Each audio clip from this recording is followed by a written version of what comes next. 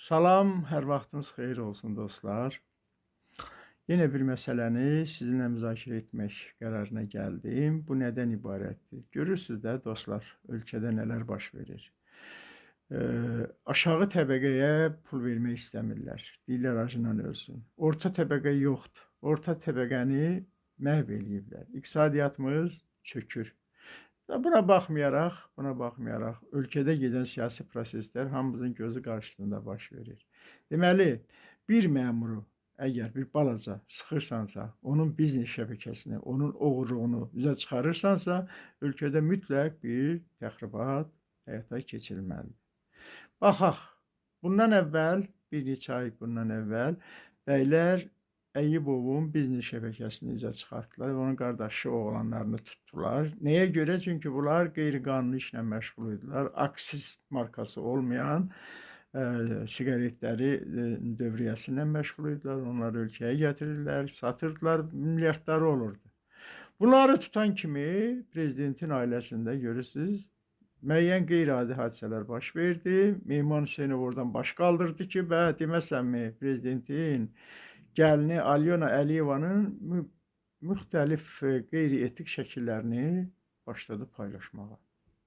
Bu nə deməkdir? Bu ölkə prezidentinə əzələ nümayiş elətdirmək deməkdir. Dolayısıyla bundan sonra yadımıza gəlir Milli Təhlükəsizlik Naziri Eldar Mahmudovun məsələsi ilə əlaqədar olaraq orada axtarış aparılanda orada müəyyən problemlər olduğu müəyyənləşdiriləndən sonra onun biznes şəbəkəsi aşkar olundu və bu müddətdə də Siyəcən tərəfdə silah anbarını partlatdılar. Yenə təxribat. Eyni zamanda bu Ramiz Mehdiyevin müəyyən bu qanunsuz əməlləri aşkar olunanda yadımıza gəlir də müəyyən hadisələr baş verdi Azərbaycanda, hissə-hissə. Rusiya ilə problemlər və bizim samolyotumuzun vurulması və s. və ilaxır. Gündəmi dəyişməyə çalışdılar. Bundan sonra indi gəlmişik bizim bu Əli Əsədov, baş nazir. Bunun biznes şəbəkələri artıq üzə çıxıbdır. Bunun oğurluğu məlum olunandan sonra indi başlayıblar ki, metroda müəyyən problemlər var. Sepah belə gəldi, o birisi belə getdi, xalqı başlayırlar aldatmağa və danışıqlar gedəcəkdir ki, yəqin Ali Baş Komandana yenə əzələ nümayiş elətdirirlər. Vallahi yazığım gəlir. Bu sizin diktator dediyiniz İlham Əliyevə yazığım gəlir.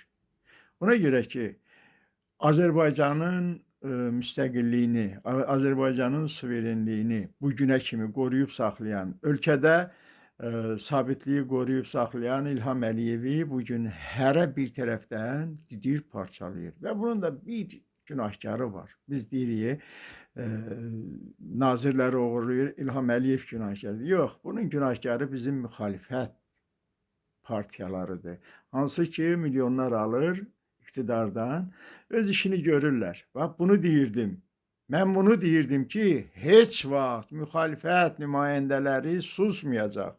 Bunlara bir balaca, azcana, hardansa yardım hiss etsələr, İlham Əliyevi bunlar parçalayacaqlar.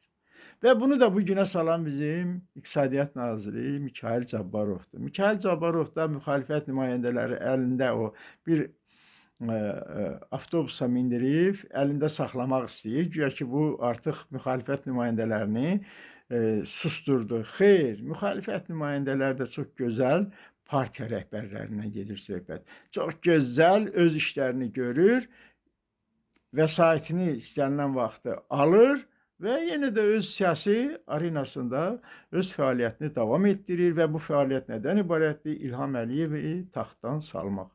Bunun üçün də iqtidarla əlbirdir, artıq iqtidarda olan müəyyən qüvvələri bilirlər, kimə yaxınlaşmaq lazımdır, kimlə öz işlərini görmək lazımdır. Eyni zamanda da dövlət onlara kifayət qədər pul verir. Nəyə görə verir? Ona görə verir ki, Mikayıl Cabbarov İqtisadiyyat Naziri nazirlərin toxunulmazlığını həyata keçirir.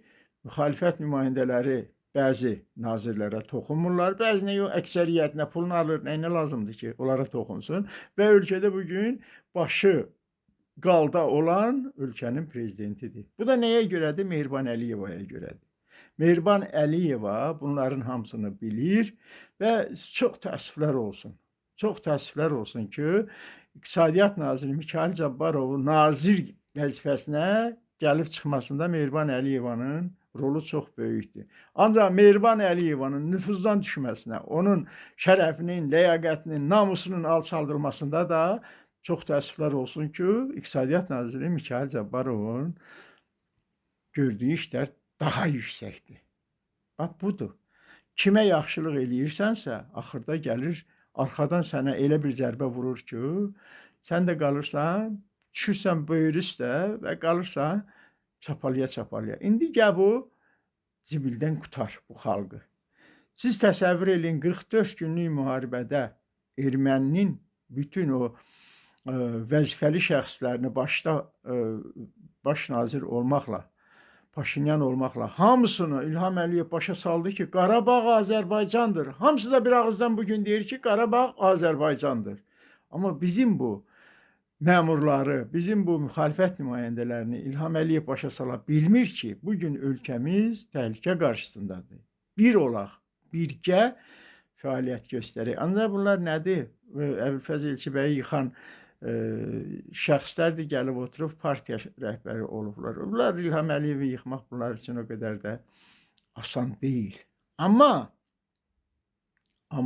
İlham Əliyev özündə cəsarət tapsa, İlham Əliyev o dəmir yumruğunu işə salsa, bu müxalifət nümayəndələrinin başını əzər.